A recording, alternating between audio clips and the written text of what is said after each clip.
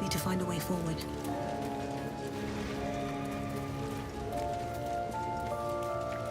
Goblins are such vile little parasites.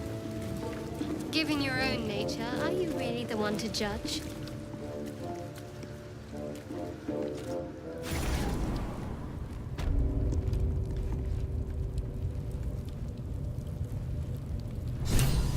My condition likes being ignored as little as I do.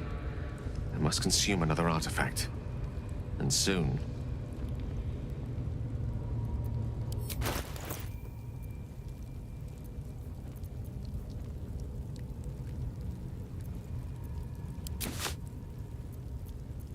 Thank you.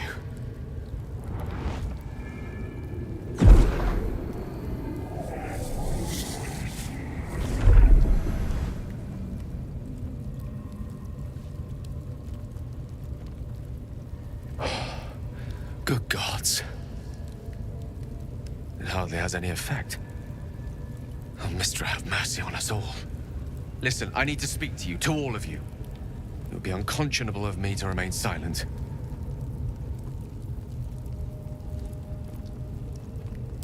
I might just be about to remedy that. You have to know who I was. You have to know who I really am. What I am is a walking shadow of the promise I once held. I'm what one might call a wizard prodigy. Who from an early age could not only control the weave, but compose it. Much like a musician or a poet. Such was my skill that it earned me the attention of the mother of magic herself. The Lady of Mysteries. The goddess Mistra. She revealed herself to me and she became my teacher. In time, she became my muse. And later, even my lover.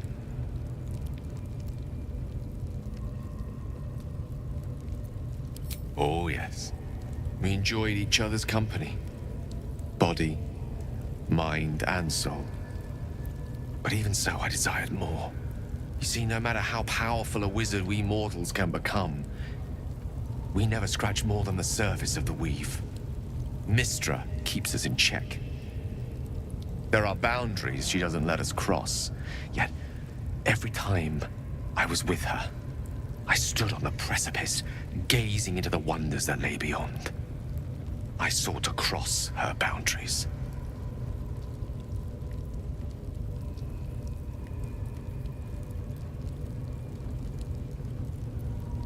I tried to convince her. I pouted. I pleaded. Swore my ambition was only to serve her better.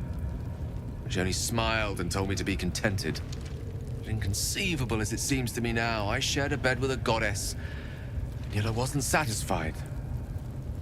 So I sought to prove myself worthy to her instead. We come now to the crux of my folly. Shall I share the story behind it, or would you rather head straight to its sordid finale? Very well. Here goes. Once upon a very long time ago, a mighty lord lived in a tower. A flying tower, to be precise. I'll save his history for another time, but the gist of it is that he sought to usurp the goddess of magic so that he could become a god himself. He almost managed, but not quite. And his entire empire, Netheril, came crashing down around him as he turned to stone. The magic that was unleashed that day was phenomenal. Roiling like the prime chaos that outdates creation. Even the weave itself could not withstand the onslaught. It fractured, then shattered, and all magic was lost to the mortal realms. Until the day Mistra returned. She restored the weave, reuniting all its scattered shards.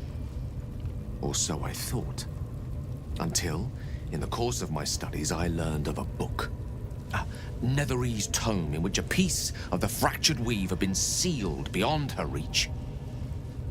What if, I thought, what if, after all this time, I could return this lost part of herself to the goddess?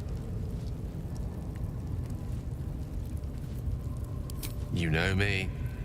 My gestures can never be grand enough. I was certain that this deed of raw power, draped in romance, would convince Mistra to take me by the hand and welcome me into her hitherto forbidden domains. I was mistaken. I obtained the fabled book and took it into my study. As for what happened next... Here. Place your hand over my heart. Let me show you.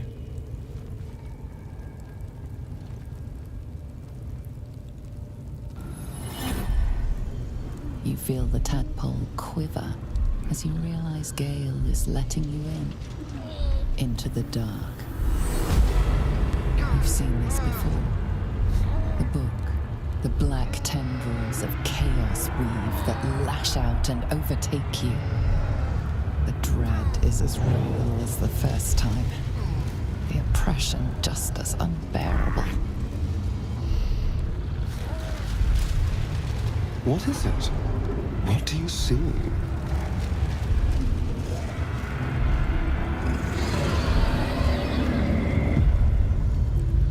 All this time, I've been traveling with you despite the tadpole in your head.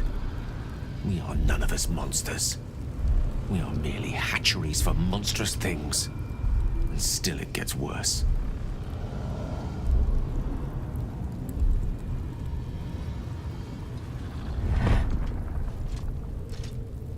This Netherese blight, this orb, for lack of a better word, is balled up inside my chest. And it needs to be fed. As long as I absorb traces of the weave from potent enough sources, it remains quiet. Were it ever to fully destabilize, however.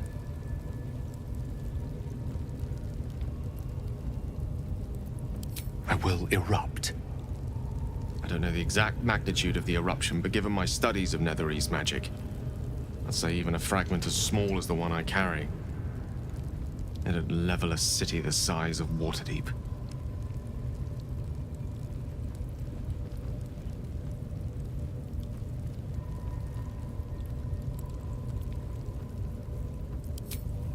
Every waking moment. Every dreaming moment, too. But there was no way out. All of this. It must feel like a betrayal. Say the word, and we'll part ways.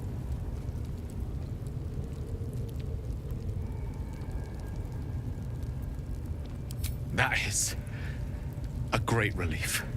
Oh, a great relief indeed. You truly are a soul that steals my own. From all my new rallied heart, I thank you. I thank you all. I understand if you stand against me. I'm humbled if you stand with me. Either way, I will do my best not to let you down.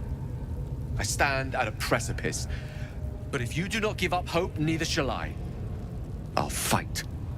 I'll resist as long as I can. Now, even I am tired of the sound of my own voice. Let us venture forth.